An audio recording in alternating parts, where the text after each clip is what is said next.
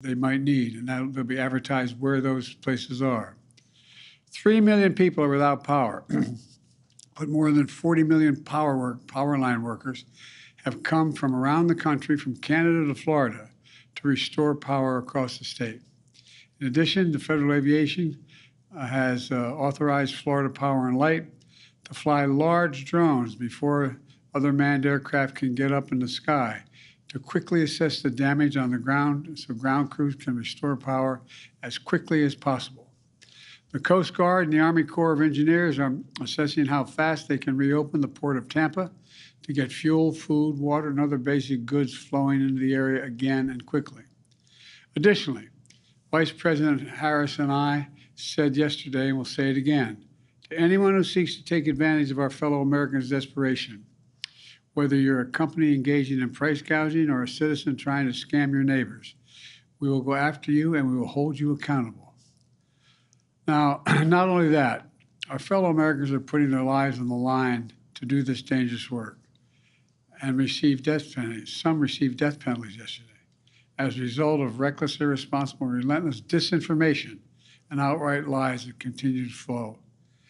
Those who engage in such lies are undermining confidence in the rescue and recovery work that's opening and ongoing. As I speak, they're continuing. These lies are also harmful to those who most need help. Lives are on the line. People are in desperate situations.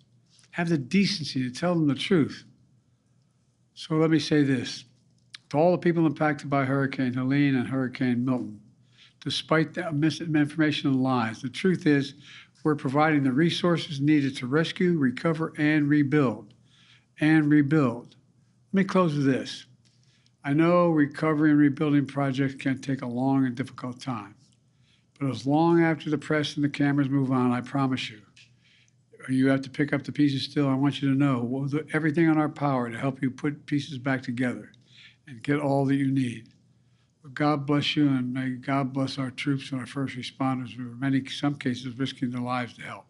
Thank you very much. I'll be reporting again tomorrow. Thank you. Mr. President, on FEMA funding, how much time does Congress have to act before FEMA or the SBA run out of money? That's in discussion now, but I don't want to mislead you. I think in terms of the SBA, it's pretty right at the edge right now. And I think the Congress should be coming back and moving on the emergency needs immediately. And they're going to have to come back after the election as well, because this is going to be a long haul for total rebuilding. It's going to take several $1 billion. It's not going to be a matter of just a little bit. But we're providing now to make sure people have the emergency relief they need, the dollars just to be able to get a prescription filled, to get a baby formula done. All the things, that $750 that they're talking about, Mr. Trump and all those other people know it's a lie to suggest that's all they're going to get. That's bizarre. It's bizarre. They got to stop this. They're being so damn un-American with the way they're talking about this stuff. But there's going to be a need for significant amounts of money. We're already underway of trying to calculate what the costs will be because we don't want to mislead anybody. We want to make sure all the costs are able to be covered. Have you spoken to Speaker Johnson about coming back before the election to vote? No, I haven't. Mr. President, so are you calling on Congress to come back early? I think Congress should move as rapidly as they can, particularly on the most immediate need, which is small business. But the Vice President said yesterday that FEMA has what it needs. There's enough resources. The Congress does not need to come back right away. FEMA has its needs. That's different than SBA. Okay, so it's SBA. They need to come back and do SBA. Yeah, but they're going to need a lot more. Mr. President, what did Prime Minister Netanyahu tell you about his plans relating to retaliation? He's coming over to help with the storm. Mr. President, have you spoken with former President Trump at all? Are you kidding me?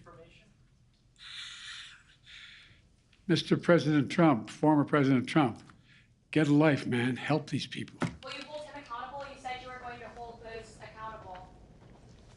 Public will hold them accountable. You better than the press hold them accountable because you know the truth. Will you plan to speak with former President Trump? No.